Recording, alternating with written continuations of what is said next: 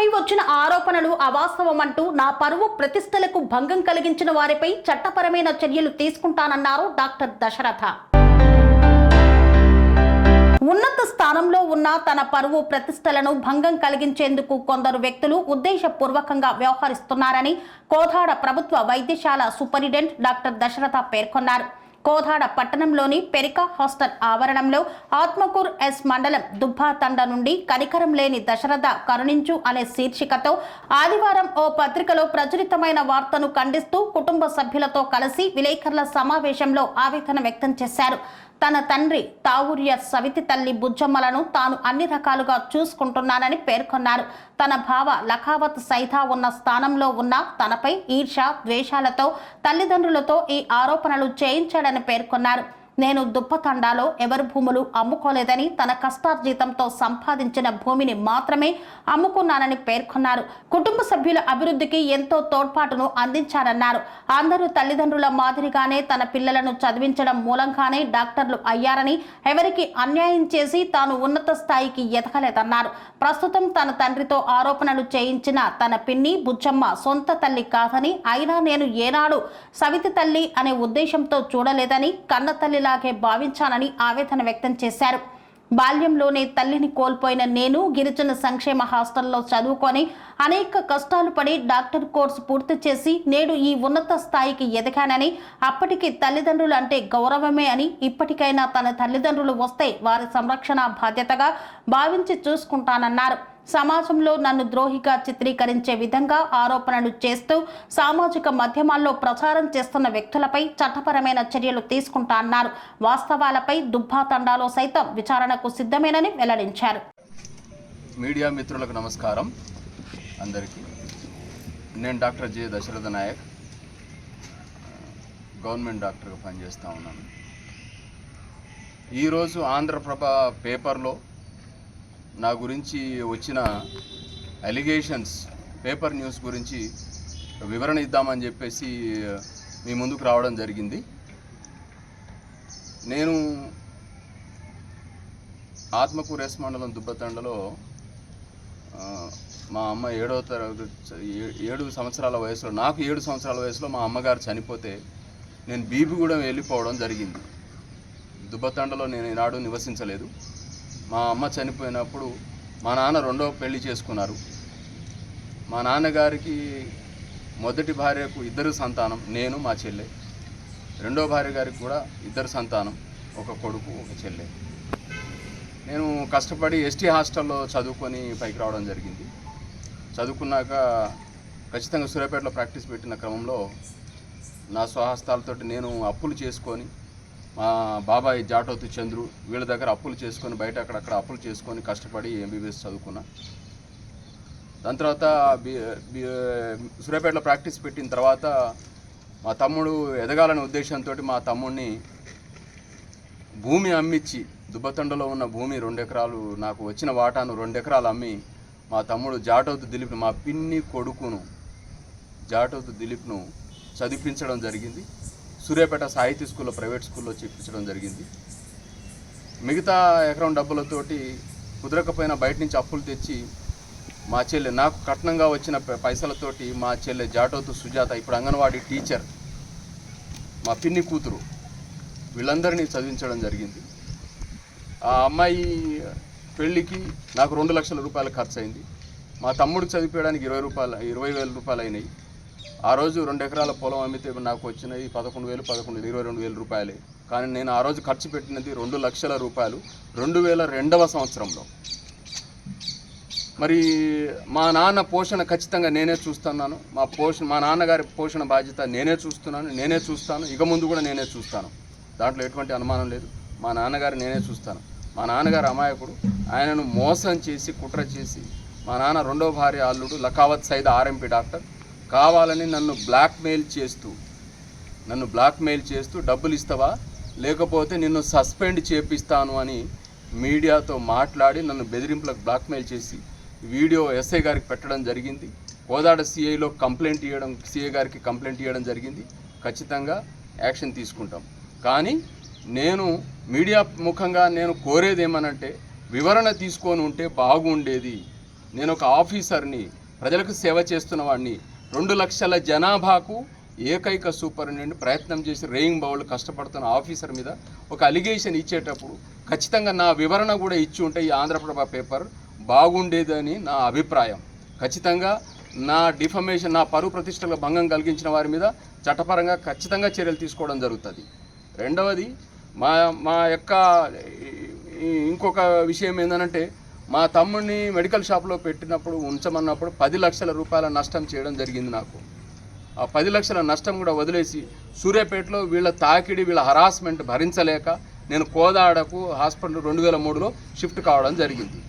మా నాన్నగారికి 2008లో నేను ఇక్కడికి షిఫ్ట్ అయిన తర్వాత కూడా, కోదాడకు వచ్చిన తర్వాత కూడా 2008లో మా నాన్నగారికి హార్ట్ అటాక్ వస్తే హైదరాబాద్ మెడిసిటీ హాస్పిటల్లో 1 లక్ష రూపాయలు ఖర్చు పెట్టి నేనే బాగు చేయించాను. అతనికి ఏ కష్టం వచ్చినా కూడా లోకల్గా మా బాబాయ్ ఉన్నాడు, వీళ్ళని అడిగి వీళ్ళని అరుచుకోమని చెప్పి జాటవతు చంద్రు, జాటవతు హావరియాకు చిన్న తమ్ముడు, నేనే చూసి ఇద్దరు చెల్లెళ్ళ పెళ్ళిళ్ళు, పెద్ద చెల్లె పెళ్ళి కూడా నేనే చేశా. ఇతని దగ్గర కట్నం అడిగి మా పెద్ద చెల్లె పెళ్లి చేసి నేను చదువుకున్నా, వాళ్ళు పెళ్లి చేసుకుంటున్నారు కాబట్టి నా కర్తవ్య వృత్తి ధర్మం నేను నిర్వర్తించి ఇల్లు కురుస్తుంది అని చెప్పేసి నా విషయాన్ని దృష్టికి తీసుకొని వస్తే ఖచ్చితంగా నేను ఇమ్మటే రియాక్ట్ అయ్యేవాడిని. ఖచ్చితంగా సిఐ గారు మాట్లాడి నాతోటి నేను బాగు చేపిస్తా, అది అభ్యంతరం లేదు. కానీ మీడియాలోకి ఎక్కి నా పరువు ప్రతిష్టలకు భంగం కలిగించిన వారి మీద ఖచ్చితంగా చర్యలు తీసుకుంటామని చెప్పేసి మీకు నేను విన్నవించుకుంటా ఉన్నా. ఇంకొక విషయం, మా నాన్నగారికి కంటి శుక్లాలు వస్తే కంటి ఆపరేషను 11,000 రూపాయలు పెట్టి నేనే కంటి ఆపరేషన్ చేయించినాను. మా పిన్నికి కిడ్నీ స్టోన్ వస్తే మా పెద్ద బావ సక్రు ద్వారా 2,000-3,000 రూపాయలు ఇచ్చి ఖమ్మం నేనే ట్రీట్మెంట్కి పంపిస్తూ ఉన్నాను. ఇక్కడ కోదాడలోకి వచ్చినా కూడా అక్కడి నుంచి నేనే వైద్యం చేస్తూ ఉన్నాను. కరోనా టైంలో ప్రతిరోజు బియ్యం, ప్రతిరోజు కూరగాయలు మా పిన్ని కోదాడకు వచ్చి తీసుకొని పోతూ ఉండేది, ఇక్కడి నుంచే సప్లై చేస్తూ ఉండేవాడిని. 2000 అన్నీ ఇప్పటిదాకా నేటి వరకు నేనే చూస్తూ ఉన్నాను. ఎవ్రీథింగ్, ప్రతిదీ బాధ్యత మా నాన్నగారిది నేనే చూస్తూ ఉన్నాను. బాబాయ్ ఎవరు చూసిర్రో ఒక్కసారి మాట వాళ్ళకి చెప్పి, పిన్ని బతికే ఉంది సార్, మా తమ్ముడు ఒక్క నిమిషం, మా తమ్ముడు బతికే ఉన్నాడు సార్. ఆయనకి సూర్యాపేట బైపాస్లో 4 ఎకరాల భూమి ఉంది, 10 కోట్ల విలువైన భూమి ఉన్నది. మా ఇంకొక పిన్ని కూతురు చెల్లె, మా పిన్ని కూతురు అంగన్వాడీ టీచర్, తను కూడా చూసుకోగల స్తోమత ఉన్నది. కానీ వాళ్ళిద్దరు పక్కకు జరిగి నెపం నా మీద నెట్టి నన్ను ద్రోహిగా చిత్రీకరించే ప్రయత్నం చేస్తూ ఉన్నారు. అది తమరు గమనించవలసిందిగా ప్రార్థన. బాబాయ్ ఎవరు చూశారు? ఒక ఇండ్లు ఉన్నాయి సార్. ఒకటి మా నాన్నగారు కట్టించింది లీక్ అవుతుందని చెప్పేసి చెప్తున్నది ఈ ఫోటో. రెండోది దాని పక్కన రేకుల ఇల్లు నేను కట్టించాను. నేను కట్టించిన ఇల్లు ఇప్పుడు రూమ్ బాగానే ఉంది, మంచిగానే ఉంది. నేను ఎప్పుడైనా వెళ్ళినా కూడా ఇదే రూమ్లో ఉంటా ఉన్నా. నేను పండుగలకు ఎప్పుడైనా వెళ్ళినప్పుడు కూడా, అయినా కూడా ఆ రూమ్ను వాడుకోవచ్చు. ఇప్పటికిప్పుడు ఇబ్బంది ఏం లేదు. అయినా కూడా ఈ రూమ్ను చిత్రీకరించి మీడియాలో వర్షం వచ్చినప్పుడు, పెద్ద భారీ వర్షం వచ్చింది, అందరికీ ప్రాబ్లం అయింది మొన్న, ఆల్ ఆఫ్ ఏ సడన్ ఊహించని వర్షం, దాన్ని సాకుగా చూపించి ఈ లకావత్ సైదా అనే ఆర్ఎంపీ డాక్టర్ హరాస్ చేస్తూ నన్ను 50 లక్షలు డిమాండ్ చేస్తూ ఉన్నాడు, బ్లాక్మెయిల్ చేస్తూ ఉన్నాడు. నేను ఎవరి భూమి అమ్మలేదు సార్. నాకు అమ్మిన భూమినే నేను ఖచ్చితంగా నా పిల్లల చదువుల కోసం నేను అమ్ముకోవడం జరిగింది. నేను ఎవరి భూమిని అమ్మలేదు. నా కష్టార్జితమైన నేను నా పిల్లల చదువుల కోసం వాడుకున్నాను. నేను ఎవరి మనసు గాయపరచదలుచుకోలేదు. కానీ ఇవాళ నాకు పేపర్లో వచ్చింది కాబట్టి నేను కూడా మీడియాకు రావాల్సి వచ్చింది. బాబాయ్ చెప్పండి, ఏనాడు జాటవ్ థావరే ఇంట్లో నేను అన్నందిలే, వీళ్ళ ఇంట్లో మా మేనమామ ఇంట్లో అమ్మమ్మ ఇంటికి వెళ్ళిపోయాను. ఇక అక్కడ నాకు ఆ వాతావరణం నచ్చలేదు సార్. మా అమ్మ చచ్చిపోయినాక ఆ ఇంట్లో ఉండాలని అనిపించలేదు. నేను బీబుగూడెం, చివల మండలం బీబుగూడెం వచ్చాను. మీ చెల్లె కూడా మీ అమ్మటే వచ్చింది? మా చెల్లె రాలేదు సార్, వాళ్ళందరూ అక్కడే ఉన్నారు. అక్కడే ఉన్నారు. ఓన్లీ బావగారు ఒక్కడే అక్కడికి వచ్చారు. ఇక నేను చిన్నగా చదువుకుంటప్పుడు అక్కడ చదువుకున్నాడు, ఇంటర్మీడియట్ నుంచి అక్కడనే కష్టపడ్డాడు, నన్ను ఎత్తుకుని తిరిగారు. అక్కడ వాళ్ళకి సత్సంబాలు లేవు అసలు. వాళ్ళకి ఆమె కూడా మా మేనత్తే, మా ఫాదర్ కంటే సార్ వాళ్ళ అంటే మా బావగారు వాళ్ళ అమ్మకి ఇచ్చినారు. సరే అందరు బాగానే ఉండే. ఇక్కడ ఏమైందంటే ఇది ఆల్రెడీ అంతకుముందు ఆర్గ్యూస్ అయినా ఇష్యూస్ అయినా మీకు ఎందుకు బయటపడ్డేందుకు ఒక మనిషి, అందరు వీళ్ళు సార్ ప్రోద్బలం వల్ల బయటకు వచ్చిన వాళ్ళే.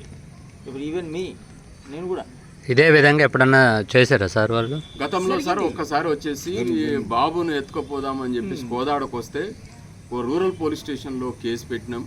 అప్పుడు ఎస్ఐ రాముల నాయక్ గారు, బాలగంగిరెడ్డి గారు వాళ్ళ మీద కేసు తీసుకొని మా అన్న జోలికి ఇక ముందు మేము పోమని చెప్పేసి కాగితం రాసిచ్చిండండి. ఇప్పుడు ఇదే లకావత్ సైదాను. ఆయన 2004-05 ఆ ప్రాంతంలో సార్. దాని తర్వాత ఒక్కసారి ఈ లకావత్ సైద్ అంటే మా చిన్న బావ, ఇప్పుడు మా పిన్ని కూతురును చేసుకున్న ఆయన, నా బండి హీరో హోండా బండి ఎత్తుకోపోయాడు. ఆయనకు కట్నం ఇవ్వలేదని మా హీరో హోండా బండి ఎత్తుకోపోయాడు. బండి ఎత్తుకోపోతే ఇక ఎందుకు బావ ఎత్తుకోపోయిన మీద కేసు పెట్టడం ఎందుకు అని చెప్పేసి అప్పుడు క్షమించేసి వదిలేసిన. దాని తర్వాత మా నాన్నకు సొసైటీ లోను ఉంటే అది నా మీద వదిలేసి సొసైటీ బ్యాంక్ వాళ్ళు, కార్పొరేట్ బ్యాంక్ వాళ్ళు వచ్చినప్పుడు భూమి బాపత్ సొసైటీలో నువ్వే తీర్పు అని చెప్పేసి అంటే సొసైటీ లోన్ కూడా నేనే తీర్పిన. మా చెల్లె పెళ్లి చేసిన, పెద్ద చెల్లె పెళ్లి చేసిన, తమ్ముడిని చదివించిన, మా నాన్నకు గుండె జబ్బు వస్తే ట్రీట్మెంట్ చేసిన, ఆయనకు కంటి శుక్లాలు వస్తే ట్రీట్మెంట్ చేయించిన. ఒకసారి రిబ్బు బోన్ ఫ్రాక్చర్ అయితే సూర్యాపేటలో ఉండగా అక్కడ ట్రీట్మెంట్, మా ఆవిడ ఆ పస్సు గారుతుంటే ట్రీట్మెంట్ చేసింది మా మిస్సెస్. ఇట్లా అంటే ప్రతి చోట నేను సేవ చేసుకుంటూనే ఉన్నా. మా నాన్నతోటే ఉన్నా, నేను మా నాన్నతోటి హెల్ప్ చేస్తూ ఉన్నా. దాని తర్వాత ఇక ఏదన్నా బదనాం అయితే నా మీదికి తోసేసే ప్రయత్నం, నన్ను కార్నర్ చేసే ప్రయత్నం. మా పిన్ని కూతురు, పిన్ని కొడుకు, పిన్ని అల్లుడు, ఈ నలుగురు కుట్ర చేసి నా మీద పరువు తీసే ప్రతిష్టంగా, నా పరువు ప్రతిష్టలకు భంగం కలిగించే విధంగా ప్రయత్నం చేస్తూ ఉన్నారు సార్. ఆ లకావత్ సైదా ఏ రకంగా హరాస్మెంట్ చేశాడు, నన్ను ఏ రకంగా బూతులు తిట్టిండు అనేది నేను కోదాడ సిఐ గారికి కంప్లైంట్ ఇచ్చినాను. వారి దృష్టికి తీసుకున్నాను. మీ దృష్టికి కూడా ఒక్కసారి వినిపిస్తాను మీకు.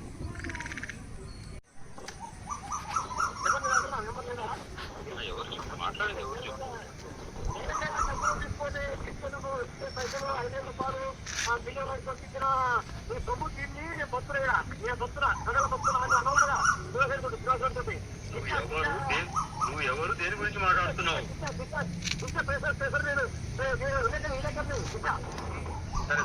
సరే దేని గురించి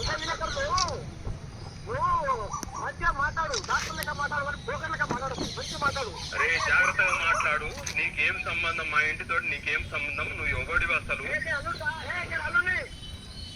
జాగ్రత్తగా మాట్లాడు.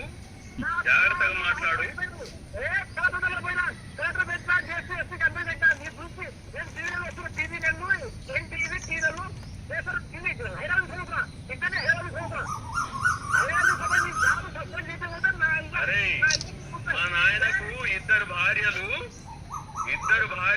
నేను చూస్తున్నా, వాళ్ళు కూడా చూడాలి. వాళ్ళ మీద కూడా బాధ్యత ఉంది. అది కూడా మాట్లాడదాం. మా నాయనకు ఇద్దరు భార్యలు, అది కూడా మాట్లాడదాం.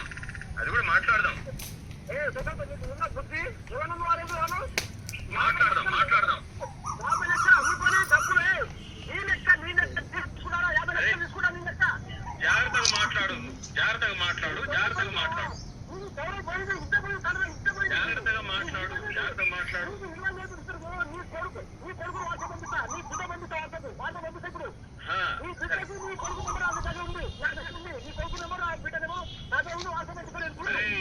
నువ్వు నా కొడుకు, నా బిడ్డ, సరే ఓకే, ఇది కూడా మాట్లాడదాము.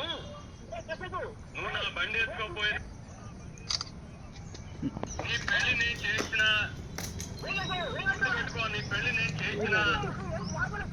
మా చెల్లి పెళ్లి చేసిన ఖర్చులు నాకు రాలేదు. మా నాయనకు గుండె జబ్బుకు చూపించిన ఖర్చులు నాకు రాలేదు. ఇద్దరు భార్యలు, నలుగురు సమానంగా చూడాలి. ఇద్దరిని కన్నప్పుడు సవితి తల్లి మీరందరూ కుట్ర చేస్తుర్రు. అర్థమైందా? మీరందరూ కుట్ర చేస్తూ కావాలని నా మీద.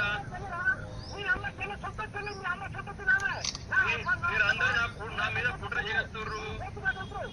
లకావత్ సైదా, నీ పేరు లకావత్ సైదే కదా?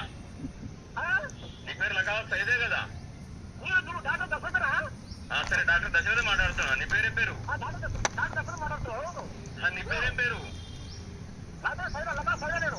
లకావత్ సైదా. నువ్వు ఆర్ఎంపీ డాక్టర్ కదా? ఆర్ఎంపీ డాక్టర్ కదా?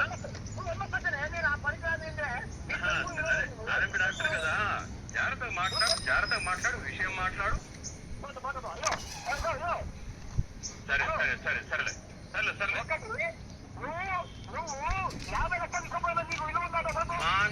అది నేను కొన్న భూమి, నేను అమ్ముకుంటా. నేను కొన్న భూమి.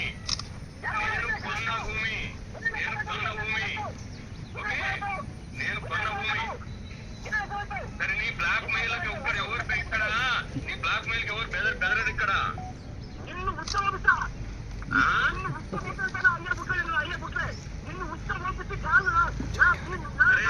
సరే, నన్ను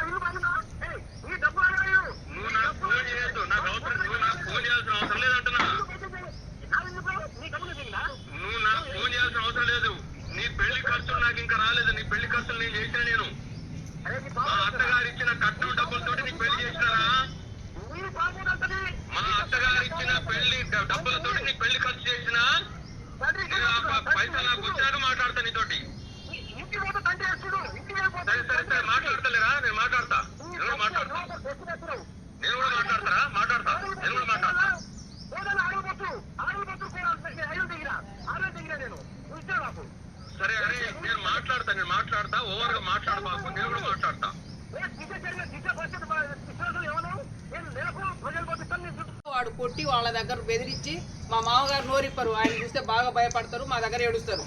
మా మామగారు అసలు నోరిప్పరు.